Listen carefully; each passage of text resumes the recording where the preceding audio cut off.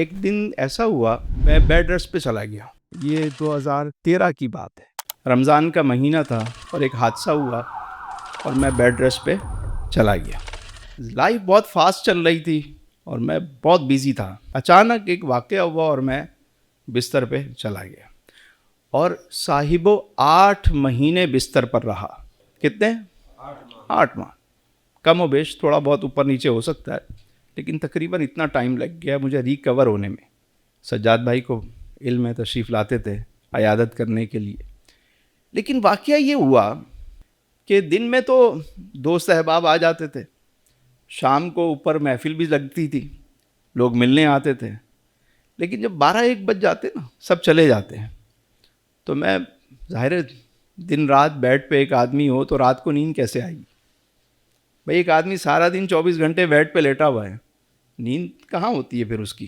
تو جب تک لوگ بیٹھے رہتے تھے میں بیزی ہوتا تھا, ذرا گپ شپ ہو جاتی. جب لوگ چلے جاتے تو میں سوچتا تھا کہ یار اب اچھا بچے بھی سارا دن خدمت کر کے سو جاتے تھے, وہ بھی ان کی بھی ایک ٹائمنگ ہوگی نا, ہر کوئی سو گیا, اب میں بیٹھا ہوا ہوں کیا کروں.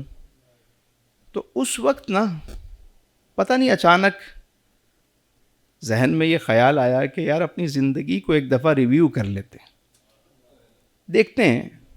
ایک ڈائری لے لی اور اس کو لکھنا شروع کیا کہ یار بچپن میں کیا ہوا تھا.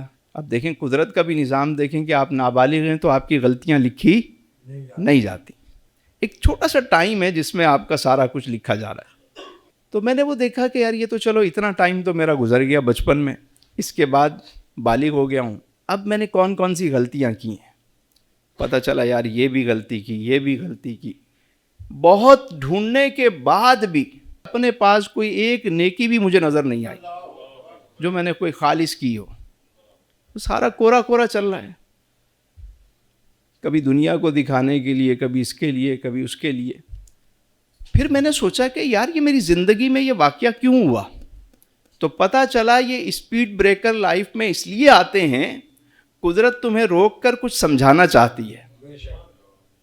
کبھی بھی لائف میں کوئی اسپیڈ بریکر آئے تو سمجھ جائیں کہ یہ جو خلوت ہے یہ معاملہ ایسے ہی نہیں ہے, یہ جو تنہائی ہے کوئی میسیج ہے, کوئی پیغام ہے, اس کو سمجھنا ہے. تو جب مجھے یہ بات سمجھ میں آئی تو بس ایک ہی دعا کی میں نے کہ اے اللہ تو مجھے دوبارہ موقع دے, میں کھڑا ہو جاؤں. مجھے سمجھ آ گئی کہ زندگی میں آزمائش آئی کیوں ہے.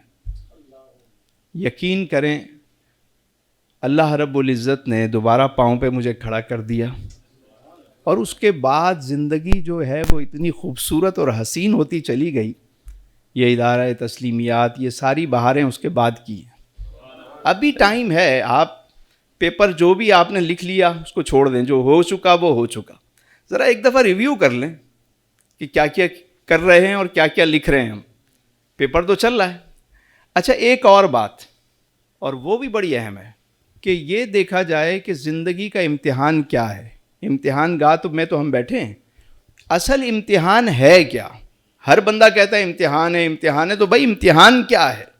وہ جو پیپر آؤٹ ہے وہ کیا ہے؟ اس کو سمجھیے. زندگی کا امتحان یہ ہے کہ اگر زندگی میں تکلیف آ جائے تو صبر کر لو, اور اللہ کوئی نعمت دے تو شکر کرو. ٹھیک ہے, کبھی موقع مل جائے خدمت کا تو ان کے اللہ کے بندوں کی خدمت کرو, اور کبھی وقت آ جائے اس کی راہ میں جان دینے کا تو جہاد میں جا کر کھڑے ہو جاؤ. یہ سارے امتحان ہیں. آپ کوئی ایک نیکی کرتے, یعنی کوئی تکلیف آئی آپ نے صبر کر لیا, تو کیا ہوگا؟ نامہ اعمال میں نمبر دیے جائیں گے نا. جتنا بڑا صبر ہوگا اتنا زیادہ نمبر ملیں گے. یہ بھی ہے.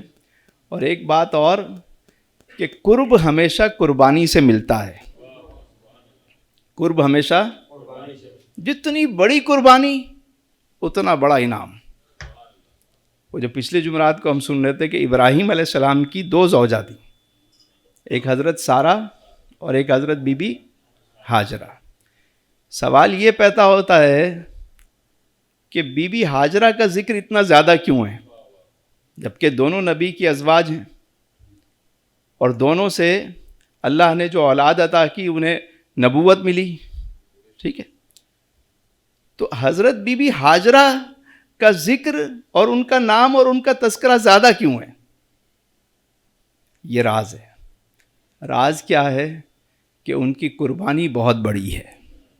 ان کی قربانی بہت بڑی ہے. ابراہیم علیہ السلام کا اتنا بڑا جو ذکر ہے قرآن میں، 13 سورتوں میں ذکر، اور پوری ایک سورہ آپ کے نام سے.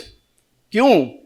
ابو الانبیاء، بعد میں جتنے انبیاء ہیں آپ ہی کی اولاد سے. وجہ کیا ہے؟ قربانی بہت بڑی ہے. قربانی دیکھیں، امام حسن اور امام حسین. امام حسن بڑے شہزادے ہیں اور آپ علیہ السلام کے ساتھ زیادہ وقت ملا انہیں، لیکن امام عالی مقام کا ذکر زیادہ کیوں ہے؟ نہیں سمجھ میں آئی بات ہے؟ امتحان بڑا ہے. تو جب بھی زندگی میں ہماری بہت ساری بہنیں ہیں وہ شکوہ کرتی ہیں زندگی میں بہت مشکلات ہیں. دیکھیں اگر کسی نے سکون سے گزار لیا یہ ٹائم تو یاد رکھیے انعام بھی بہت بڑا. زندگی میں ذرا سی مشکل آئے، تکلیفیں آئیں، صبر کر کے گزار لیں، انعام بہت بڑا ہے، نمبر بہت بڑے ملیں گے. اور یہی میسیج قرآنی ہے، اور انہی باتوں کو ہمیں سمجھنا ہے، اور یہی قرآن کا پیغام ہے.